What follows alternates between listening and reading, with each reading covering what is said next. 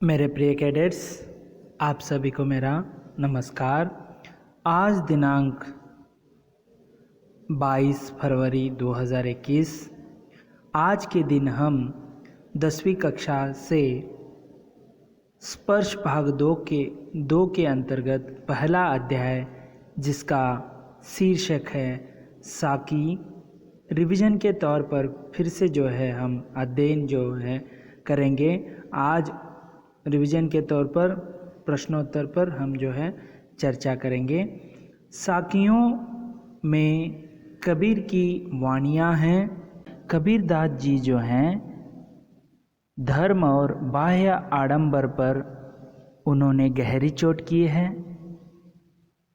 और उसके साथ साथ आत्मा और परमात्मा के विरह और मिलन का भावपूर्ण गीत गाए हैं। कबीरदास जी नैतिक मूल्यों का यहाँ पर वर्णन किया है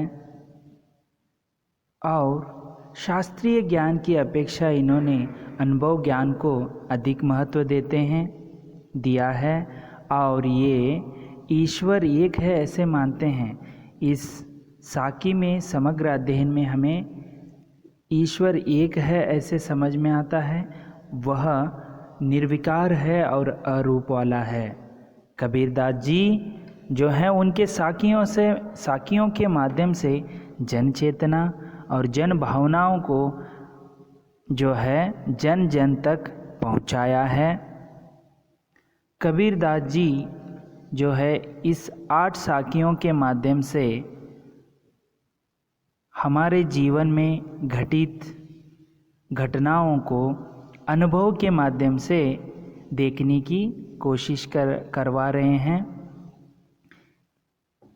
और अब हम क्या करेंगे, इस पाठ के संबंधित प्रश्नोत्तर पर चर्चा करेंगे। निम्नलिखित प्रश्न का उत्तर दीजिए। तो पहला प्रश्न है, मीठी वाणी बोलने से औरों को सुख और अपने तन को शीतलता कैसे प्राप्त होती है? उत्तर है, जब भी हम मीठी वाणी बोलते हैं तो उसका प्रभाव चमत्कारिक होता है। इससे सुनने वाले की आत्मा तृप्त होती है और मन प्रसन्न होता है।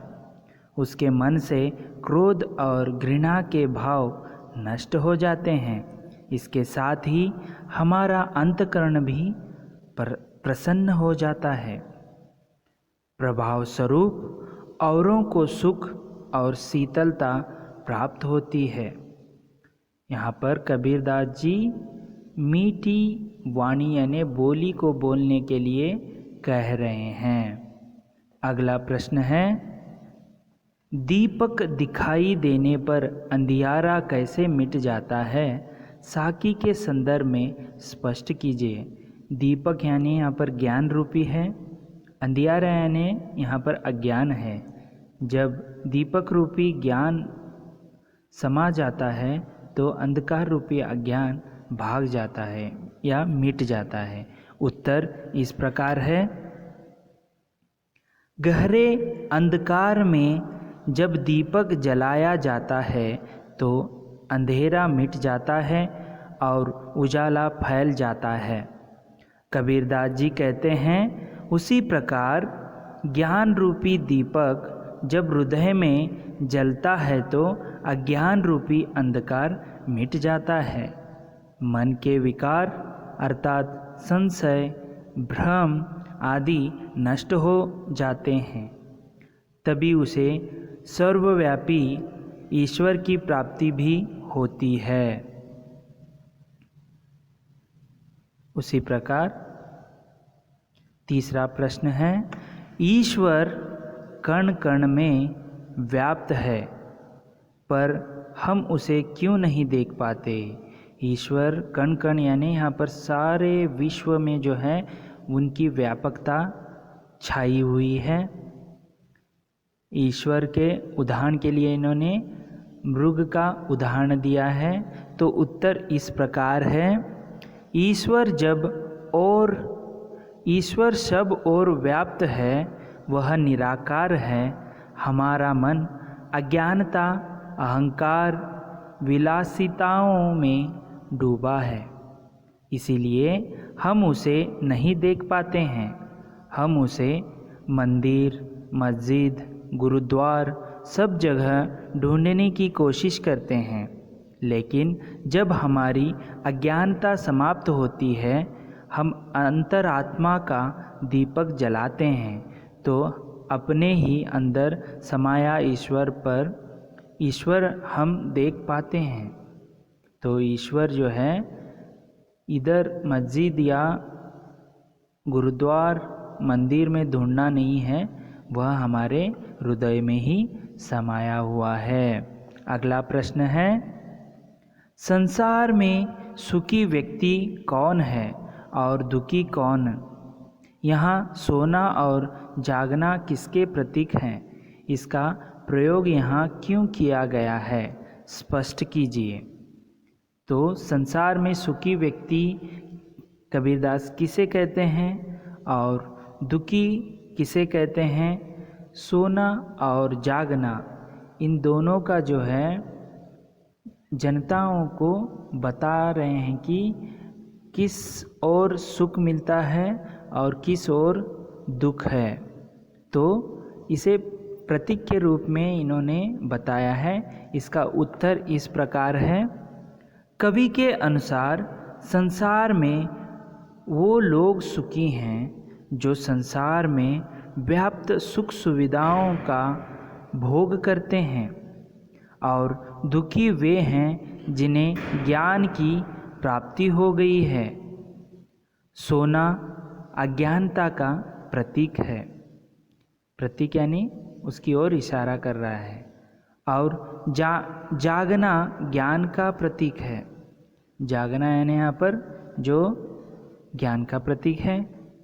जो लोग सांसारिक सुखों में खोए रहते हैं, जीवन के भौतिक सुखों में लिप्त रहते हैं, लिप्त यानी उसमें डूबे रहना, वे सोए हुए हैं। और जो सांसारिक सुखों को व्यर्थ समझते हैं, अपने को ईश्वर के प्रति समर्पित करते हैं, वे ही जागते हैं।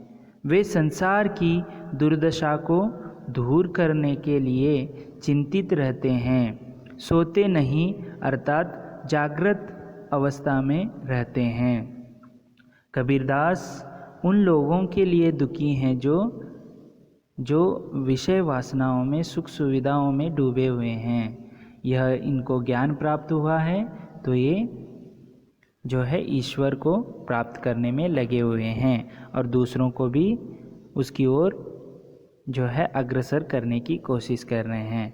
अगला क्वेश्चन है, अपने स्वभाव को निर्मल रखने के लिए कबीर ने क्या उपाय सुझाया है? उत्तर इस प्रकार है, कबीर का कहना है कि हम अपने स्वभाव को निर्मल, निष्कपट और सरल बनाए रखना चाहते हैं, तो हमें अपने आसपास निंदक रखने चाहिए, ताकि वे, निंदक यानी यहाँ पर जो निंदा करने वाले, आलोचक भी कह सकते हैं, ताकि वे हमारी त्रुटियों को बता सके। त्रुटियाँ यानी यहाँ पर गलतियाँ। निंदक हमारे सबसे अच्छे हितैषी होते हैं। निंदक हमेशा हमारे जो है अच्छे के लिए होते हैं। उनके द्वारा बताए गए त्रुटियों को दूर करके हम अपने स्वभाव को निर्मल बना सकते हैं। अगला प्रश्न है, एकई असीर पीऊ का पढ़े सो पंडित होई, इस पंक्ति द्वारा कवि क्या कहना चाहते हैं? एकई यानी एक, असीर यानी अक्षर, पीऊ यानी प्यार का, जो पढ़े सो जो पढ़ने वाला पंडित होई। तो देखिए यहाँ पर उत्तर इस प्रकार है, इन पंक्तियों द्वारा कवि ने प्रेम की महत्ता को बताया है। ईश्वर को पाने के लिए एक अक्षर प्रेम का अर्थात ईश्वर को पढ़ लेना ही पर्याप्त है। बड़े बड़े पोते या ग्रंथ पढ़कर यानी किताबें पढ़कर भी हर कोई पंडित नहीं बन जाता। केवल परमात्मा का नाम स्मरण करने से ही सच्चा ज्ञानी बन जाता है। यहाँ पर जो है ईश्वर को सच्चे दिल से प्यार करता है तो वह ईश्वर को प्राप्त कर सकता है, ग्रंथों द्वारा नहीं। अर्थात ईश्वर को पाने के लिए सांसारिक लोभ माया को छोड़ना पड़ता है। सुख सुविधा को छोड़ना यहाँ पर बात कर रहे हैं। आगे कहते हैं,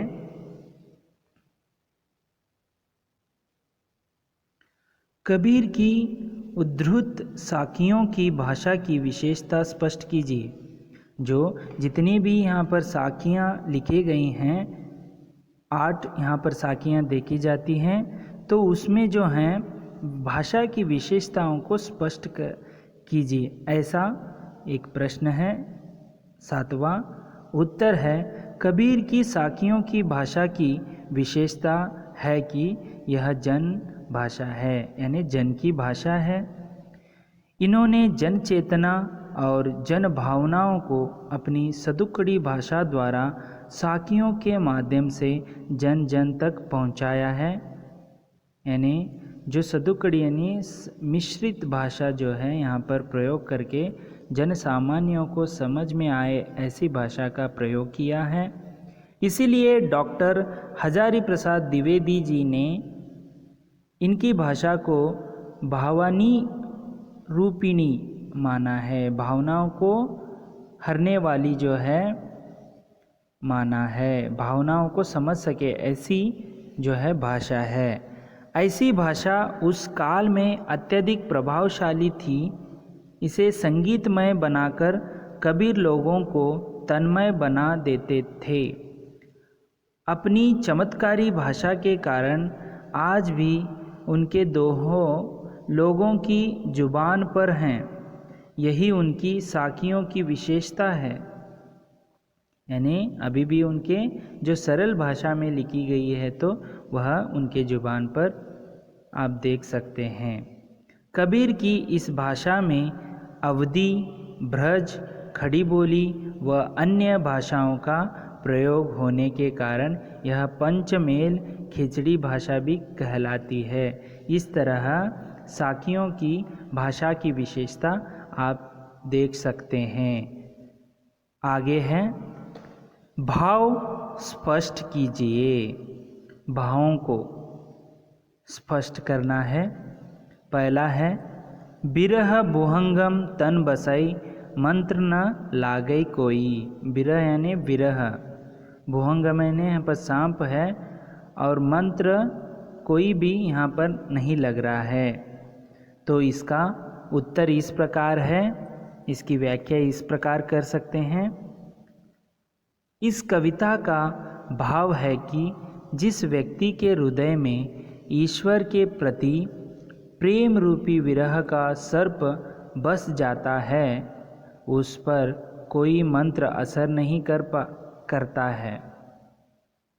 अर्थात भगवान के विरह में कोई भी जीव सामान्य नहीं रहता है, उस पर किसी बात का कोई असर नहीं होता है। तो अगला भाव है, कस्तूरी कुंडली बसई मृग ढूंढे बन माही। कस्तूरी यहाँ पर जो है सुगंधित द्रव्य है, कुंडली यानी नाभि है, मृग यानी यहाँ पर जो है हिरन है, ढूंढता फिरता है वन में। वन यानी वही वन, जंगल। तो इसका उत्तर इस प्रकार है। इस पंक्ति में कवि कहता है कि जिस प्रकार हिरण अपनी नाभि से आती सुगंध पर मोहित रहता है, यानी मन को हरने वाला सुगंध जो है मन को मोहित कर देता है, परंतु वह यह नहीं जानता कि यह सुगंध उसकी नाभि में से आ रही है। वह उसे इधर उधर ढूंढता रहता है, अपने नाभि में ही रखकर इधर उधर ढूंढता रहता है। उसी प्रकार मनुष्य भी अज्ञानतावश वास्तविकता को नहीं जानता कि ईश्वर उसी में निवास करता है और उसे प्राप्त करने के लिए धार्मिक स्थलों अनुष्ठानों में ढूंढता रहता है। आगे है, जब मैं था तब हरि नहीं, अब हरि है मैं नहीं। यहाँ पर देखिए अहंकार को छोड़ने की बात कह रहे हैं। मैं यहाँ पर अहंकार का प्रतीक होता है, घमंड भी उसे कहते हैं। हरि तब नहीं रहेगा, जब अहंकार को छोड़ देंगे तो हरि यहाँ पर वास करने लगेगा आपके हृदय में। इसका उत्तर इस प्रकार है, इसकी भाव इस प्रकार है। इस पंक्ति द्वारा कवि का कहना है कि जब तक मनुष्य में अज्ञान रूपी अंधकार छाया है वह ईश्वर को नहीं पा सकता। अर्थात अहंकार और ईश्वर का साथ साथ रहना नामुमकिन है। जहाँ पर अहंकार रहेगा वहाँ पर का ईश्वर का जो अस्तित्व है नहीं रहेगा। जब अहंकार जो मिट जाएगा तो ईश्वर का वहाँ पर रहना लाजमी है। यह भावना दूर होते ही वह ईश्वर को पा लेता है। जो घमंडी लोग होते हैं उनके लिए तीखा प्रहार किया है यहाँ पर, तो उन्हें कहते हैं यहाँ पर जो है अहंकार को छोड़ देना है और जो है तब तक उन ईश्वर के दर्शन नहीं हो पाएंगे। आगे कहते हैं, पोती पड़ी पड़ी जग मुआ, पंडित भया न कोई। पोती यहाँ पर बड़े बड़े ग्रंथ हैं, पड़ी पड़ी यानी यहाँ पर पढ़ना है। जग मुआ यानी जग में, जगत में, विश्व में पढ़कर बहुत सारे यहाँ पर मुआ यानी मर गए। पंडित भया न कोई, पंडित जो है कोई नहीं हो पाया। इसका उत्तर यानी भाव इस प्रकार है, कवि के अनुसार बड़े ग्रंथ शास्त्र पढ़ने भर से कोई ज्ञानी नहीं होता, अर्थात ईश्वर की प्राप्ति नहीं कर पाता। प्रेम से ईश्वर का स्मरण करने से ही उसे प्राप्त किया जा सकता है। प्रेम में बहुत शक्ति होती है। यानी कबीरदास यहाँ पर इस प्रकार भाव स्पष्ट कर रहे हैं कि आपको मन से, सच्चे मन से ईश्वर की प्रार्थना करनी है, उसमें प्यार होना चाहिए, तभी ईश्वर का दर्शन होगा। ना कि ग्रंथ या बड़े बड़े पुस्तकें पढ़कर यहाँ पर जो है आप प्यार का दो अक्षर नहीं समझ पाएंगे तो आप जो है पंडित नहीं कहलाएंगे। आगे है,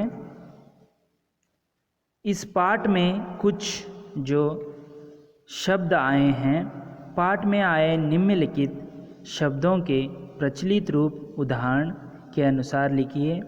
यहाँ पर कुछ शब्द आप देख सकते हैं।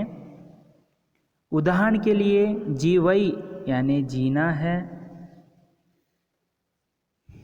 औरन यानी यहाँ औरों को, दूसरों को, जैसे औरन को सुख हुई यानी यहाँ पर जो है बात करने पर दूसरों को सुख प्राप्ति होता है।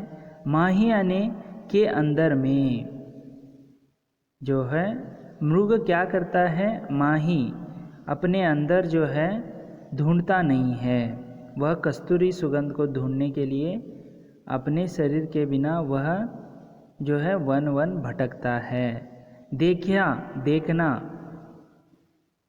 ठीक है, उसके दर्शन लेना, देखना, ठीक है। भुवंगम यानी सांप, जब विरह रूपी भुहंगम यानी सांप आ जाता है तो मंत्र तंत्र कोई नहीं लगता। आगे है नेड़ा, निकट, जो है कबीरदास यहाँ पर आपको बताए हैं। नेड़ा जो आलोचकों को निकट रखने की बात करते हैं। आंगनी यानी आंगन, उनको सामने ही, आंगन के सामने ही रखने की बात करते हैं। नेड़ा यानी निकट, आंगनी यानी आंगन, साबण, क्षमा कीजिए यहाँ पर जो है शब्द पुनरावृत्ति हो गई है। साबण यानी साबुन, मुआ यानी मुहा, मुआ, पीव यानी यहाँ पर प्रेम है, जालाऊ यानी जलाना, तास उसका, जलाओ, जलाना, क्या जलाने की बात कर रहे हैं यहाँ पर कबीरदास जो है विषय वासना को जलाने की बात कर रहे हैं। इस प्रकार आज हमने 10वीं कक्षा से संबंधित पहला अध्याय का जो प्रश्नोत्तर थे उसके ऊपर हमने समग्र अध्ययन किया। आप सभी इस अध्याय को जो है अपने नोटबुक में लिख कर रखना है और इसका सही जानकारी हासिल करना है। अगले वीडियो में अगले अध्याय के साथ मैं फिर से उपस्थित होऊंगा। तब तक के लिए धन्यवाद।